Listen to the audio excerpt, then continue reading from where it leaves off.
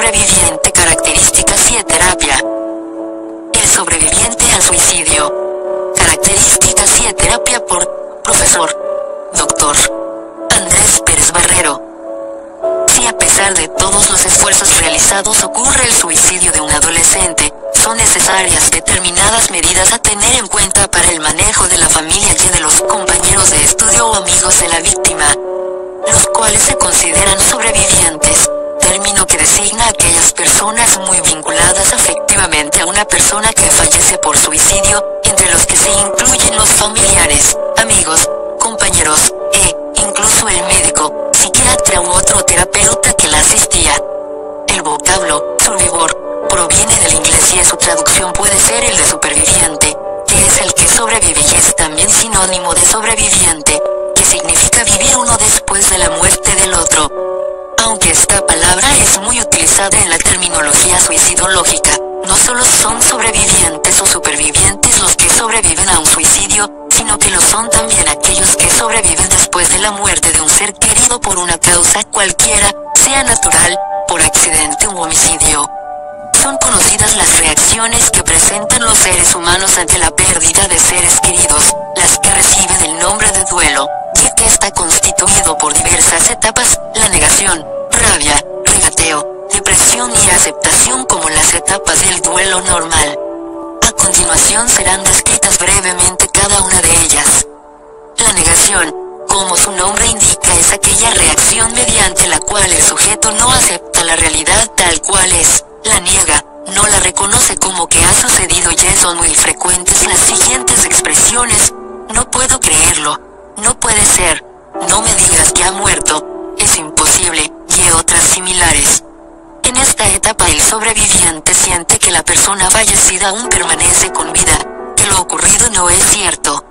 Frecuentemente se acompaña de una tendencia al aislamiento, se evitan las relaciones interpersonales, prefiriendo el sujeto estar solo, aislado, a tener que dialogar o recibir visitas. La rabia es la etapa que continúa la negación, y en ella los familiares del fallecido experimentan diversas emociones desagradables como son la ira, el odio, la rabia propiamente dicha, irritabilidad desmedida que puede llegar a la agresividad física o verbal hacia los otros familiares, el personal médico tratante, las enfermeras, al hospital, etc. En esta etapa se pueden establecer querellas en contra de los profesionales que atendieron el caso o contra la institución. También pueden suceder disputas entre los miembros de la propia familia, y en no pocas ocasiones esta hostilidad puede ser dirigida hacia el fallecido mediante expresiones como ¿por qué se fue y ya me dejó? ¿Por qué me abandonas? Y otras similares, llegando incluso a golpear el cadáver, sacudirlo, blasfemar contra el occiso, etc. Todas estas emociones desagradables son expresión de un profundo desconsuelo, de una pena insoportable, y nunca deben ser personalizadas, pues esta rabia es parte integrante de la reacción normal de duelo, y responder defensivamente o con hostilidad, además de no ser lo correcto, demostrará un total desconocimiento de este tipo de reacción, y eso lo conseguirá incrementarla. Permitirla, aceptarla, comprenderla es el mejor tratamiento para esta etapa. El regateo es la etapa que continúa en el duelo normal, la cual es breve y se trata, como su nombre indica, de un arreglo pactado, de manera simbólica, entre el superviviente o sobreviviente y el fallecido. El regateo se expresa mediante determinadas conductas, como puede ser la realización de determinados ritos religiosos para el descanso del fallecido y la paz de los familiares. La depresión es una de las etapas más dolorosas del duelo, con mayor intensidad durante las 2 primeras semanas, en las que las personas sienten una profunda tristeza, llanto, poco o ningún deseo de comunicarse con otras personas ajenas a los familiares más cercanos, trastornos del sueño, anorexia y sentimientos de culpa, los cuales se expresan por constantes cuestionamientos de la conducta seguida con el fallecido. Si lo hubiera ingresado en tal hospital en vez de en ese, la institución en la que falleció. Si yo me hubiera dado cuenta antes, eso no hubiera ocurrido, y otros reproches similares. No es infrecuente que en esta etapa se piense que realmente no se hizo todo lo que se debía haber hecho. La aceptación es la próxima y última etapa del duelo normal. Significa implica admitir responsable y libremente que la vida y la muerte son un par dialéctico inseparable y que el morir es consustancial a la vida. En la aceptación, el familiar incorpora la muerte del ser querido como un episodio necesario, irreversible, universal, definitivo y no un mero accidente. La muerte es entendida como una parte inevitable de la vida. Es por ello que en esta etapa, el familiar experimenta una sensación interna de paz, de tranquilidad, de haber cumplido con el fallecido en vida, de no tener pendientes. Se recuerda al ser querido fallecido de manera realista, con sus virtudes y defectos, pero con indulgencia. Estas fases del duelo normal no tienen una evolución similar en todos los tipos de fallecimientos. Se considera que las muertes inesperadas ocasionan mayores dificultades en la elaboración del duelo que aquellas muertes esperadas, anticipadas. El duelo en las muertes inesperadas se asocia con manifestaciones depresivas más intensas y duraderas, de enfermedades preexistentes o el debut de nuevos padecimientos, así como la asunción de conductas de riesgo para la salud como el consumo excesivo de alcohol, cigarros o psicofármacos.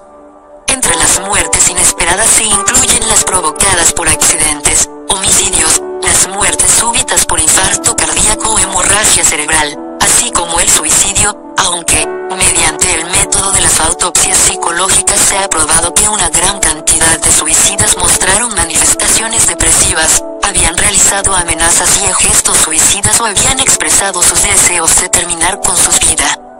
Por otra parte, muchos de los sobrevivientes reconocieron que ellos sabían el riesgo suicida de esas personas, por lo que no era una muerte súbita, inesperada, sino anunciada por el propio suicida desde mucho tiempo antes del desenlace fatal.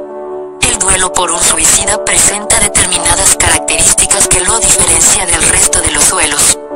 Los sobrevivientes experimentan un conjunto de emociones que no se encuentran con la misma frecuencia en otras causas de muerte y están más expuestos al desarrollo de psicopatologías como los trastornos de ansiedad, el trastorno de estrés postraumático y episodios depresivos mayores.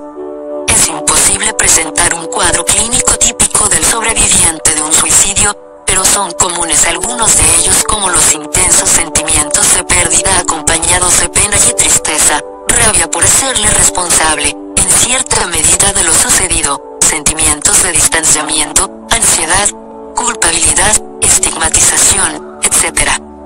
También puede manifestarse el horror por el posible arrepentimiento tardío, cuando ya las fuerzas flaquearon lo suficiente para evitar la muerte y no poder evitarla deseándolo en esos últimos instantes. El miedo es una emoción presente en la casi totalidad de los familiares del suicida y está referido a sí mismo, a su posible vulnerabilidad de cometer suicidio o a padecer una enfermedad mental que lo conlleve. Este temor se extiende a los más jóvenes, a los que pueden comenzar a sobreprotegerse con la esperanza de evitar que ellos también cometan un acto suicida. La culpabilidad es otra manifestación que frecuentemente se observa en los familiares del suicida y se explica por la imposibilidad de evitar la muerte del ser querido, por no haber detectado oportunamente las señales que presagiaban lo que ocurriría, por no atender las llamadas de atención del sujeto, las que habitualmente consisten en amenazas, gestos o intentos suicidas previos, así como no haber logrado la confianza del sujeto para que les manifestara sus ideas suicidas. Otras veces la culpabilidad la ocasiona el no haber tomado una medida a tiempo, a pesar de reconocer las manifestaciones de un deterioro de la salud mental que podían terminar en un acto de suicidio. Cuando la culpabilidad es insoportable, el familiar también puede realizar un acto suicida para expiar dicha culpa.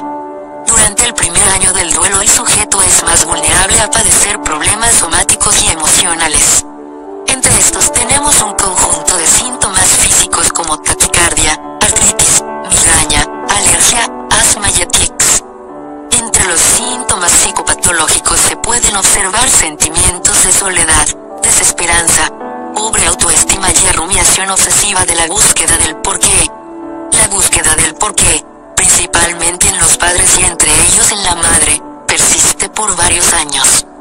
Otra manifestación del duelo duelo por el suicidio presente en el sobreviviente es la conjunción de emociones encontradas como puede ser la agresividad y el alivio, este último experimentado como alivio personal al fallecer la persona cuyos problemas le afectaban y por el fallecido que ha cesado de soportar sus problemas emocionales. Terminar una vida problemática y difícil se percibe como un alivio para muchos familiares de suicidas. Estas manifestaciones que acompañan al duelo por un suicida no son privativas de los parientes biológicos muy vinculados afectivamente con el occiso, sino que también se las puede encontrar y de hecho ocurre en los amigos, compañeros de trabajo o escuela, maestros, otros pacientes en el caso de un suicidio en una institución, médicos, psicoterapeutas, enfermeras, consejeros, psiquiatras, psicólogos y a toda persona que estuvo vinculada estrechamente con el suicida. Hay investigadores que no han encontrado diferencias en la evolución de los duelos independientemente de la causa que haya provocado la muerte, otros por el contrario han encontrado diferencias entre las muertes por suicidio, por accidentes y las muertes naturales en cuanto a las reacciones de duelo en los sobrevivientes.